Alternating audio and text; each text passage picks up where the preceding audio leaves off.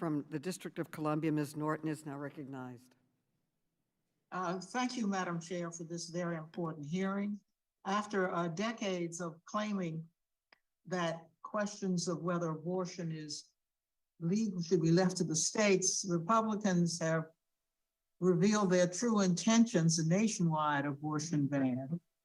It is unsurprising that Republicans are seeking to impose a federal ban that would override state abortion law, because Republicans have long tried and sometimes succeeded in overturning the abortion laws of the District of Columbia.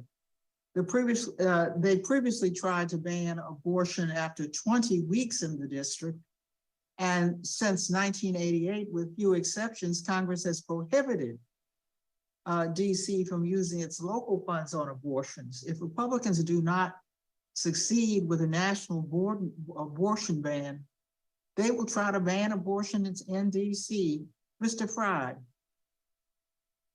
how would federal abortion ban override state initiatives to protect and enshrine abortion rights and access? Well, I think that, thank you, first of all, for the question. I think the challenge here is that those abortion bans would be devastating for folks who need access to quality reproductive health care. What we know is when people don't have access to abortion, they have limited ability sometimes to control their futures and their economic lives. We know that from studies, ample research around poor economic outcomes, poor health outcomes, not only for women and people who give birth themselves, but also their children.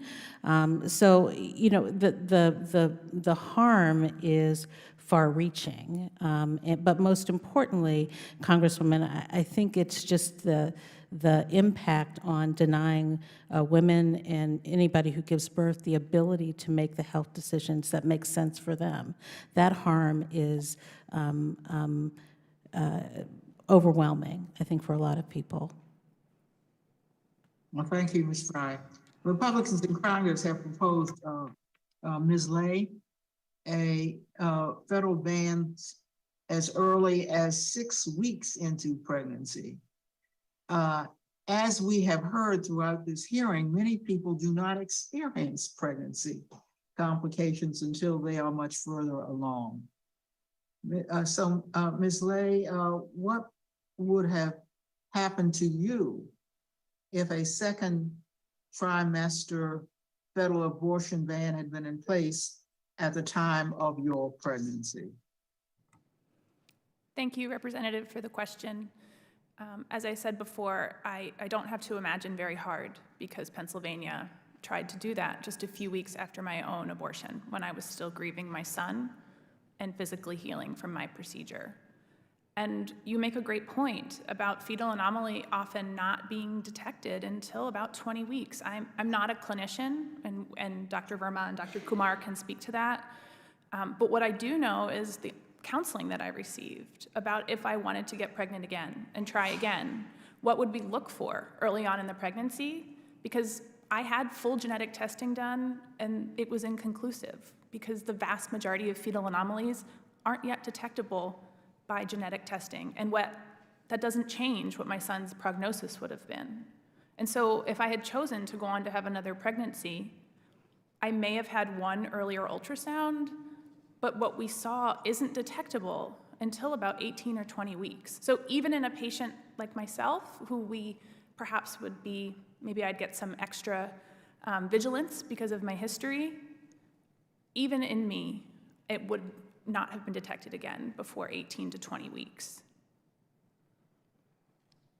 Well, Ms. Fry, in addition to outright abortion bans, Republicans in Congress have introduced over 20 bills that would impose severe, medically unnecessary restrictions on access to abortion, potentially nullifying abortion access in states that have acted to safeguard abortion rights. So, Ms. Fry, how would replacing restrictions on abortion access at the federal level hurt people in states even where abortion is legal?